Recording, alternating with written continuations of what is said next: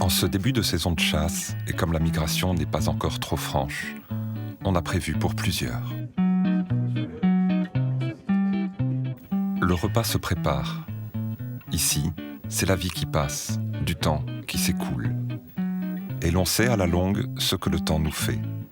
Carpe diem, semble-t-il tous nous dire, chacun à leur façon. Bonjour les garçons. Salut. Alors au menu, un petit pot-au-feu, enfin un gros pot-au-feu. On va le mettre sur la cuisine. On n'est pas en avance, hein. Pour nous, c'est une fête. Il y a 5-6 week-ends pendant la saison de chasse à la palombe. On essaie de bien recevoir nos copains, de faire en sorte que ça soit la fête. Même si pas et palombe, on redevient sérieux. Mais on fait en sorte qu'on maintient les traditions. Voilà. La chasse à la palombe, ce sont des traditions. C'est une façon de chasser.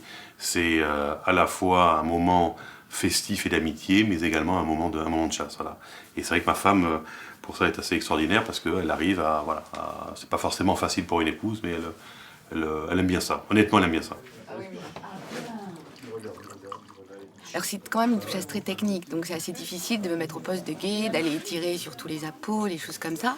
Donc c'est vrai que, en fait, on partage cette chasse, donc je chasse, je participe, mais mon rôle aussi est que cette ambiance soit liée à une bonne table, et puis on en a envie en plus, parce qu'on est souvent nombreux, on adore faire partager cette chasse à la famille, mais également à des amis. Donc on a souvent des grandes tablées, et on adore ce côté convivial, où on amène des grands plats familiaux, même qu'on ne fait pas le reste de l'année. Donc c'est ça qui est agréable. On va également chercher des champignons quand la pluie est au rendez-vous et que les ballons n'y sont pas. Donc on a énormément d'autres choses à faire autour de cette chasse.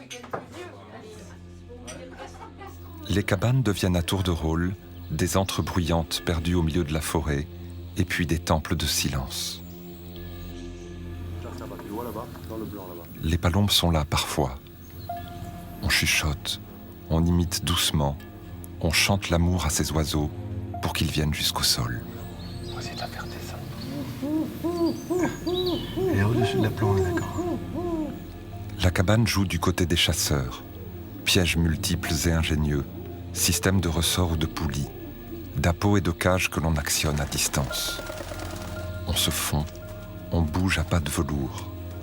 La cabane répond aux sollicitations, remplit son rôle d'affût invisible, en prise directe avec ce qui se passe dehors.